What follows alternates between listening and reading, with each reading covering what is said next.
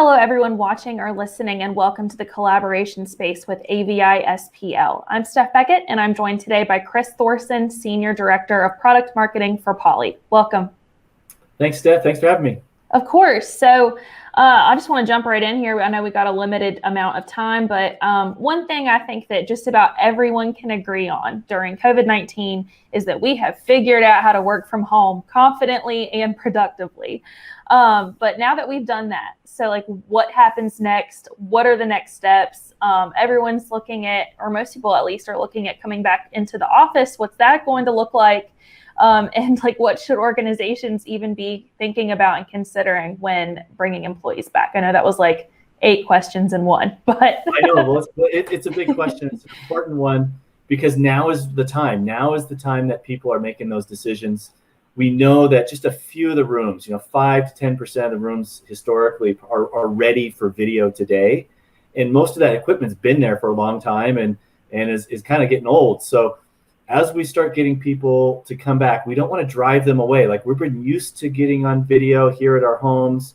We want to have the same great experience, have people be successful the first time they get back into the market, into the office space, so that they don't say, oh, it's better to be at home. Because I really do think collaboration is better when people are together. And it really it's important for people to design those spaces in such a way that they can be productive. For sure. And I want to piggyback on what you just said, where we want people's experience to be the same from home and in the office. So most people, even, when they're working from home, they heavily relied on platforms like Microsoft Teams or Zoom. And, we want the experience to be likely the same even when they're coming back into the office and having to use that same technology. So what are some of the deployment considerations for these platforms when we're getting ready to go back into the office?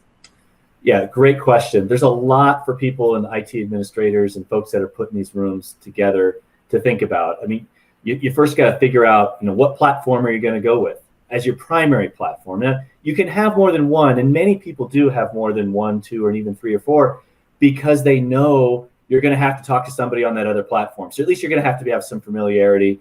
And really, it's not that big of a deal these days. Everybody kind of knows how to do it. But for your workers, when they come back in for the stuff they're going to use every day, you got to think about, do I want the native devices, right? Native Teams, native Zoom, native interface on there, or do you want, a third-party device? We have our own interface there, so it would be standard no matter what platform you go. It would always be the Poly interface, because we can work with a number of folks on the back end. So a native experience, a Poly experience, or maybe you just want a simple USB deployment where, hey, I just plug in my USB devices and I can share any application straight from my desktop. So you got to think about what's going to be in the room and how are people going to connect through it.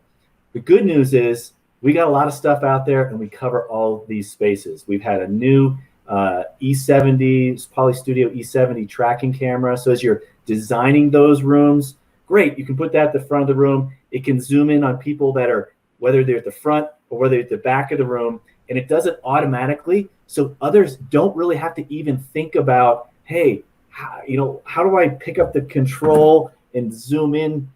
You don't have to worry about that. The camera does it for you. So that's some of the great solutions there. Of course, we've got our Teams room solutions and our Zoom room solutions running, Windows-based or Android-based platforms. So those are things that we can use. And even we've got some of the new desktop USB solutions that we introduced this last year. Our Studio USB is great for rooms, for huddle spaces.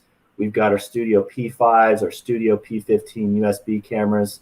So if you're a remote worker, you're coming back in the office and you just want to set that up on your desktop, you can do that too. And then finally, think about audio.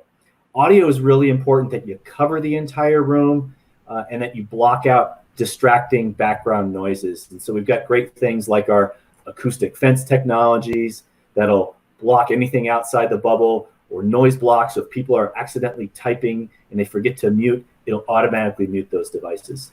So we've seen a lot of those kinds of things being deployed. Think about what kind of hardware you're going to get deployed in the room. Make sure you can connect to all of the interfaces that you need to. Make sure you've got great audio coverage. And I know you guys do a great job in ensuring that everybody is ready to deploy those solutions too.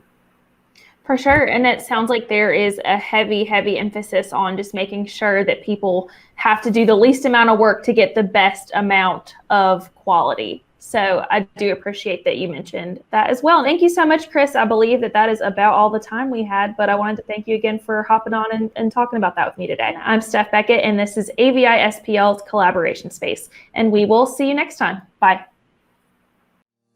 For more information, please visit avispl.com/poly.